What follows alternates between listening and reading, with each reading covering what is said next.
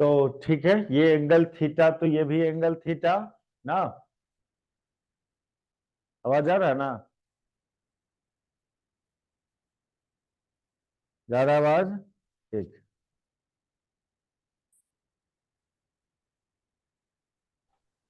तो देखो, आ, यहां से भी एक परपेंडिकुलर ड्रॉ करो, ये परपेंडिकुलर, इसका नाम रख दो आर, पॉइंट आर। और यहां से भी एक परपेंडिकुलर, इस एम से इस लाइन पर एक परपेंडिकुलर ड्रॉ करो।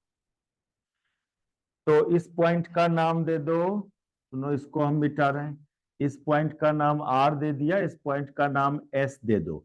ये और दो ठो परपेंडिकुलर की बात किया है कि एम से यहाँ एक्स एक्सिस पर, फिर एम से यहाँ पर ड्रॉ किया। तो इस राइट एंगल ट्रेंगल में आप देख रहे हो कि ये जो एस एम है, एस एम, ये वाई डैश साइन थीटा के बराबर होगा।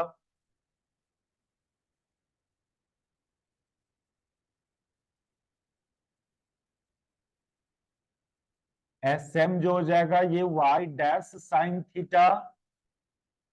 और जब ये वाई डैश साइन थीटा हुआ, तो तो ये जो मेरा अपना ये कहाँ गया? हम्म,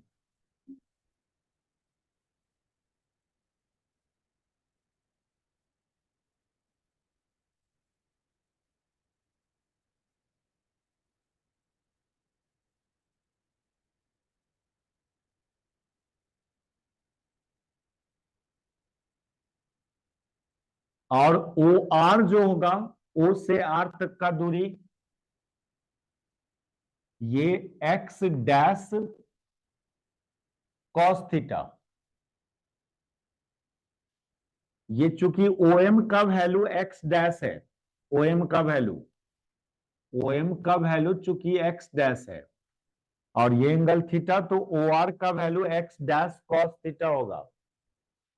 और ये एस एम हो गया इस ट्रिएंगल से वाई डैश साइन थीटा। तो ये तो एक्स है ना, ये एक्स है आपका ओ एन। इसलिए ये जो ओ एन है, जिसको जो एक्स के बराबर है, इसको आप लिख सकते हो O R minus N R. O R minus N R, that is O R, O R minus, और एन आर बराबर है एस एम का, एन आर एस एम के बराबर। तो फाइनली ये एक्स बराबर कितना, ओ आर का वैल्यू अभी अभी निकाला, एक्स डैश कॉस थीटा,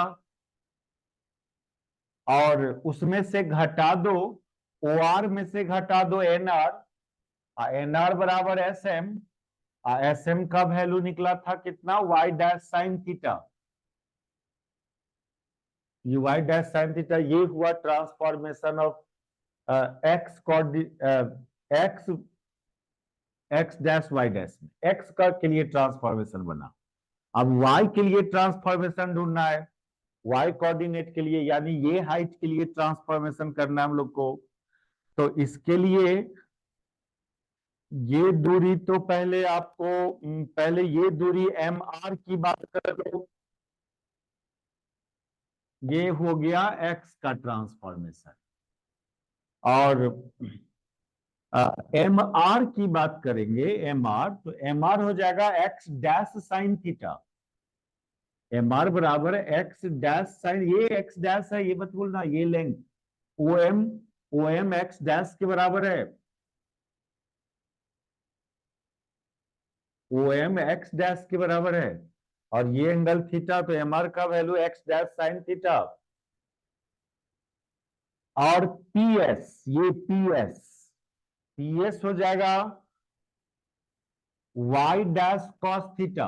ये height Y dash cos theta, इस राइट एंगल ट्रेंगल से वाई डैश कॉस थीटा। तो ये जो पी एन हो जाएगा, पी एन, इसलिए पी एन जो वाई कोऑर्डिनेट के बराबर है, इसको लिख सकते हो P S plus S N. अब पी एस का एस एम तो एम आर के बराबर है, that is P S plus M R. अब पी एस का वैल्यू अभी अभी Y dash cos theta,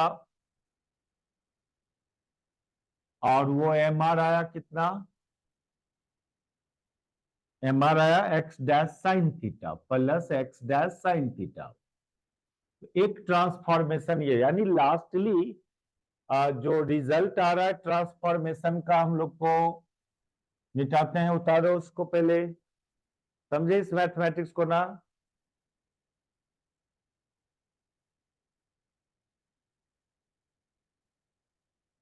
exam में लिखने के लिए नहीं, क्या है फोर वेक्टर्स का कंडीशन सब पहले ढूंढ लेते हैं, तब एक जगह समराइज करेंगे, पॉइंट वाइज स्टेप से उसका डिफिनीशन करेंगे। उससे पहले आप कुछ थ्री वेक्टर का प्रॉपर्टी सब पहले आपको बता दे रहे हैं, उसी पर डिपेंड है फोर वेक्टर। थ्री वेक्टर में कुछ बात है जो आप नहीं जानते हो पहले से, खाली मैग्नीट्यूड और डायरेक्शन हो तो वेक्टर बोल देते हैं, नहीं, यही नेसेसरी कंडीशन नहीं है वेक्टर होने के लिए। दो तीन नेसेसरी कंडीशन और उस पर इंपोज करेंगे हम लोग, तब उसको वेक्टर बोला जाएगा। जब तक स्पेशल रिलेटिविटी नहीं था तब तक ठीक था, कंडीशन खाली मैग्नीट्यूड एंड डायरेक्शन के बेसिस पर वेक्टर को डिफाइन कर दे रहे थे। लेकिन कुछ और प्रॉपर्टीज है उसमें जो नहीं हम लोग डिफिनीशन के समय करते हैं, कि मैग्नीट्यूड जो है ना वेक्टर का, वो सब रिफरेंस फ्रेम में सेम होगा, भले ही उसका कंपोनेंट अलग अलग फ्रेम में डिफरेंट डिफरेंट आएगा, लेकिन जो मैग्नीट्यूड होगा वेक्टर का वो सारे फ्रेम में सेम होगा। उसका dot product of two vector will be same with respect to all frame. ये सब प्रॉपर्टी है, ये सब कंडीशन को सेटिस्फाई करेगा तब आप उसको वेक्टर बोलेंगे। ये सब कंडीशन हम लोग नहीं लिखते हैं, लेकिन रिलेटिविटी में वेक्टर को एक नया तरह से डिफाइन करना पड़ता है। क्यों डिफाइन करना पड़ा न्यू स्टाइल से फिर से वेक्टर को, एक और बात करेंगे, एक और कंडीशन वेक्टर का, एक मैट्रिक्स है ट्रांसफॉर्मेशन मैट्रिक्स को भी सेटिस्फाई करना होगा उसको, अभी कर रहे हैं। तो खाली मैग्नीट्यूड एंड आप कहोगे नहीं नहीं सर इतना बात तो वहां भी पे जानते हैं कि मैग्नीट्यूड वेक्टर का सभी फ्रेम में सेम होगा, डॉट प्रोडक्ट सभी फ्रेम में सेम होगा।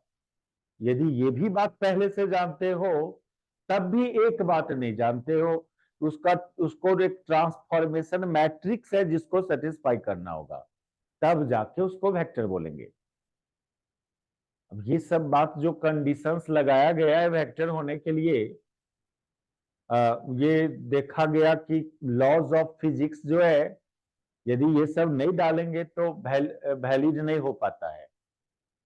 हम लोग मोमेंटम कंजर्वेशन पुराने स्टाइल से वेक्टर को लेके चलेंगे तो यहां पर देखा गया कंजर्वेशन ऑफ मोमेंटम फेल कर रहा है,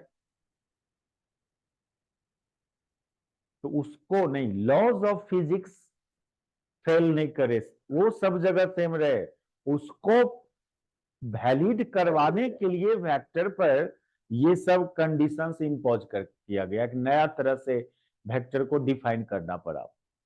रिलेटिविटी में चूंकि दोनों फ्रेम के रिस्पेक्ट में जो पैरामीटर सब है वो चेंज कर जाता है, तो दोनों दो इनर्शियल फ्रेम के रिस्पेक्ट में कोई जरूरी नहीं है मोमेंटम कंजर्वेशन वैलिड होगा, ये फेल करता हुआ नजर आया। एस फ्रेम में कंजर्वेशन ऑफ मोमेंटम वैलिड हो रहा है, एस डैश फ्रेम में नहीं हो रहा है। इसको ट्रू करवाने के लिए वेक्टर का डिफिनीशन को मॉडिफाई करना पड़ा।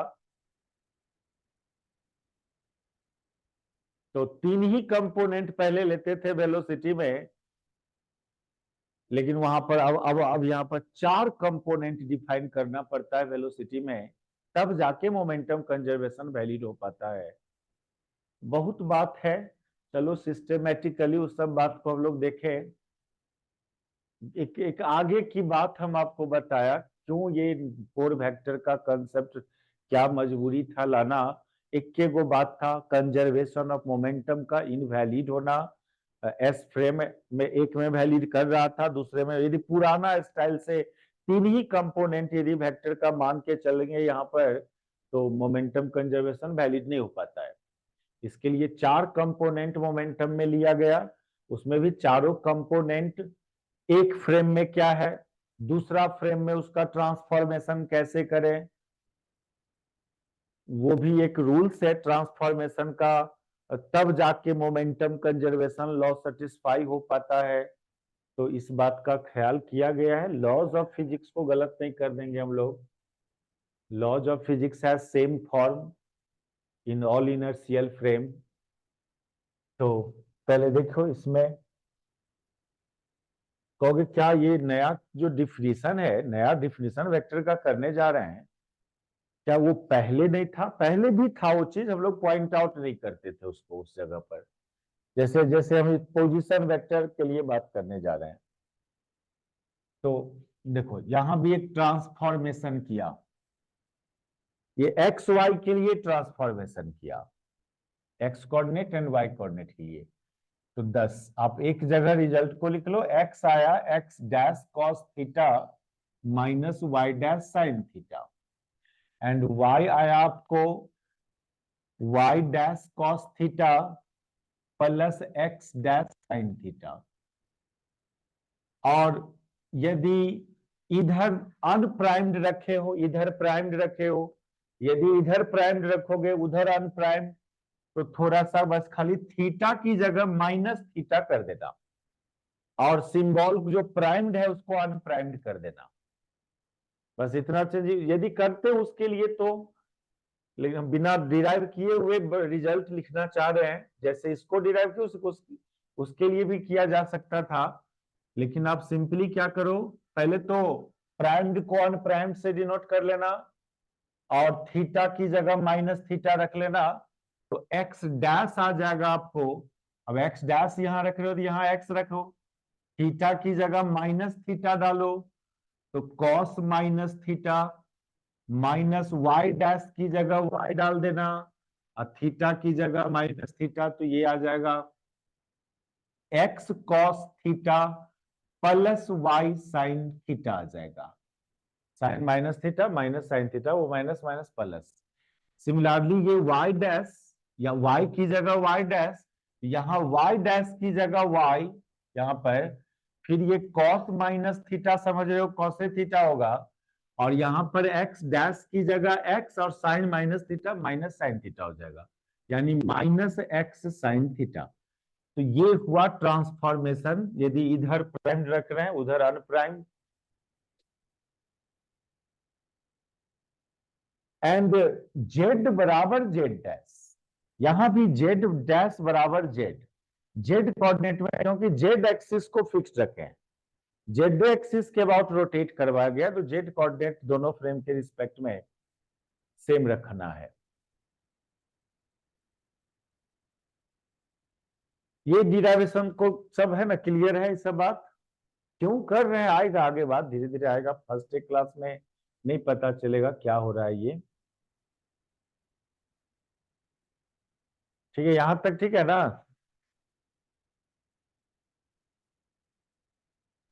Yes sir. ठीक है।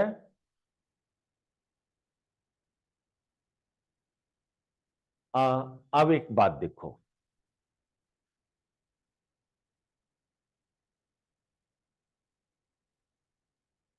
ये जो ट्रांसफॉर्मेशन आया है, इसमें क्या क्या प्रॉपर्टीज है इस ट्रांसफॉर्मेशन में, हम रिजल्ट आपसे जो पूछेंगे इससे अच्छा है कि हमारा यहाँ लिखा हुआ है, हम इसको नहीं मिटाएंगे, उसकी जरूरत पड़ेगा, याद नहीं रहता है ना रिजल्ट। अब देखो ये कितना आया था, एक्स डैश, एक्स डैश कितना था, X cos theta plus Y sine theta ना। तो ओ एक्स वाई फ्रेम में, in O X Y frame, position vector को आर से डिनोट किया था, आर से डिनोट किया था, वो आया था हम लोग का, उसको हमने तो एक्स आई प्लस वाई जे प्लस जेड के माना। एक्स वाई जेड की जगह, ये एक्स की जगह इतना, वाई की जगह इतना, जेड की जगह इतना, इसमें डाल दो, तो ये X dash cos theta minus Y dash sine theta into I cap, plus Y dash cos theta plus X dash sine theta into J cap अब प्लस जेड कैप। जेड में कोई ट्रांसफॉर्मेशन नहीं है। सिमिलरली आर डैश को आप लिखने जाओगे, ये तो X dash I cap plus Y dash.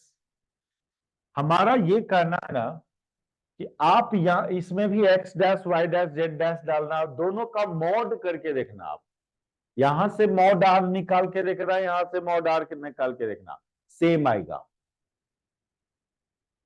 Check कर लेना आप। मॉडुलस मॉड आर मतलब root root X square plus Y square plus Z square. इसमें रूट इतना स्क्वायर प्लस इतना स्क्वायर प्लस इतना स्क्वायर, फिर यहां से मॉड करके देखना, ये आपको सेम दिखेगा, इक्वल नजर आएगा आपको।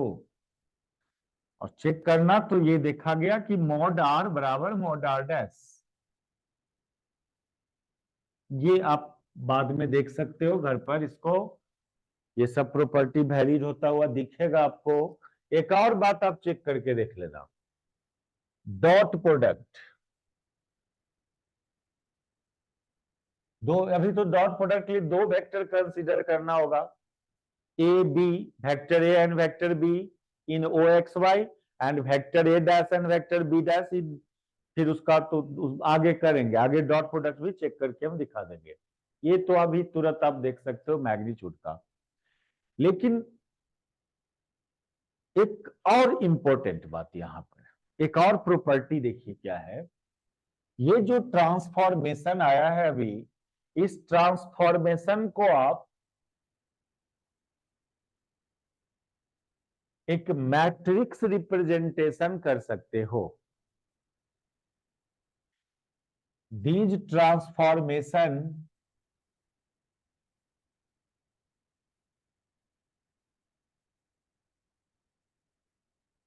satisfy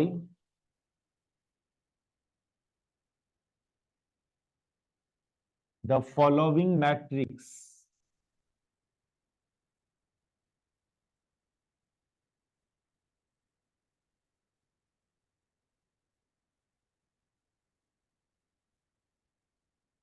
इधर आप X dash Y dash Z dash ले लिया,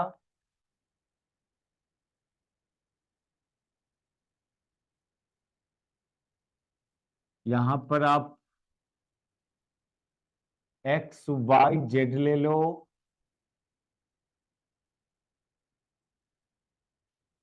तो हम एक बार याद कर ले, एक्स डैश का एक्सप्रेशन था X cos theta plus Y sine theta था, नहीं यहां पर कॉस थीटा, यहां पर साइन थीटा, यहां पर जीरो डाल देंगे।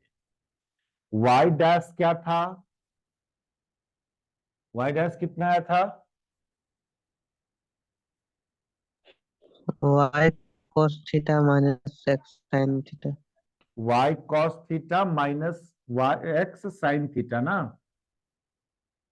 यहां पर कॉस थीटा डाल दो, यहां माइनस साइन थीटा डाल दो, सॉरी सॉरी यहां माइनस साइन थीटा डालो, यहां कॉस थीटा, यहां जीरो डालो।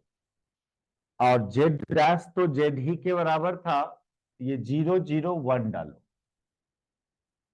मैट्रिक्स आता है ना सबको। Yes sir. Yes sir. ऐसे थोड़ा टेक्निक सुन लीजिए। एक्स डैश निकालना है तो इसका ये लिया, एक फर्स्ट इस ये एलिमेंट एक्स से गुना किया, फिर सेकंड इसका सेकंड लिया तो इसके सेकंड से गुना करोगे, तो कॉस थीटा को एक्स से गुना किया, फिर साइन थीटा को वाई से गुना किया एक्स डैश के लिए। और वाई डैश के लिए करना है तो इसका ये एलिमेंट, तो इसका पहला तो यहां भी पहला लेंगे, तो ये minus X sine theta and plus Y cos theta बस। और जेड डैश में 0 गुने एक्स 0 गुने वाई 1 गुने जेड। तो ये जो पोजीशन थ्री वेक्टर है उसमें जो तीन कंपोनेंट है वो इस मैट्रिक्स को सेटिस्फाई कर रहा है। इस मैट्रिक्स में रिप्रेजेंट कर पा रहे हैं हम लोग, इस मैट्रिक्स से ट्रांसफॉर्मेशन किया जा सकता है। चलिए अब उधर कॉरस्पॉन्ड कीजिए। अब आइए रिलेटिविटी वाले में।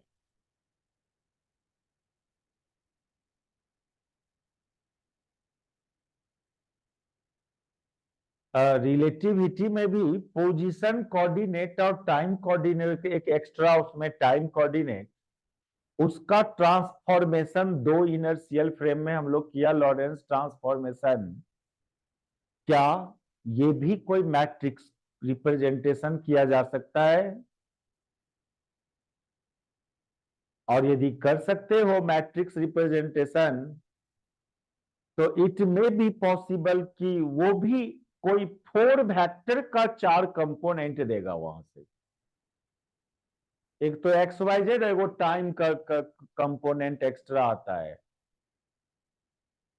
तो यदि if X Y Z T represent components of 4 vector,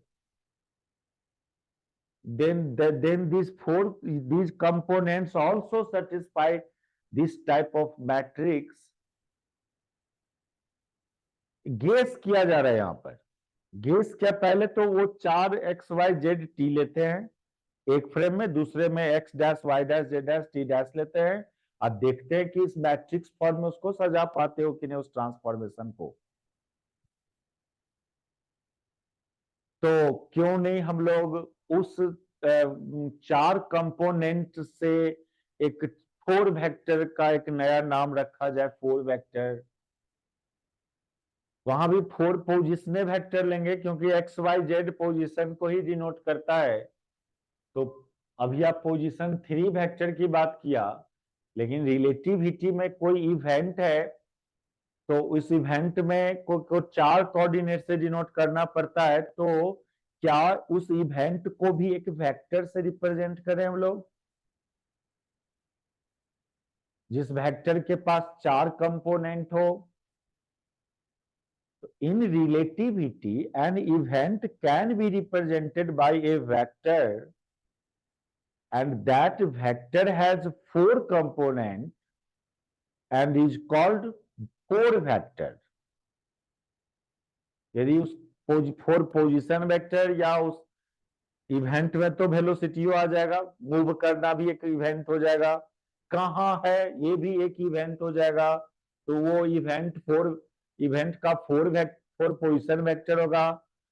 यदि मूव कर रहा है तो वो इवेंट का 4 वेलोसिटी वेक्टर की बात करेंगे। तो ये एक गेस किया गया बात है कि in relativity an event is described by 4 coordinate, hence we can define a vector for any event, and that vector must be named as 4 vector since it has 4 component। लेकिन खाली बोल देने से 4 वेक्टर नहीं, ये सबको भी सेटिस्फाई करना होगा उसको।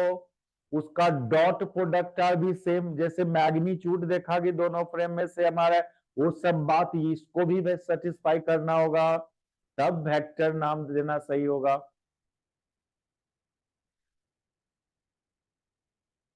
ठीक है,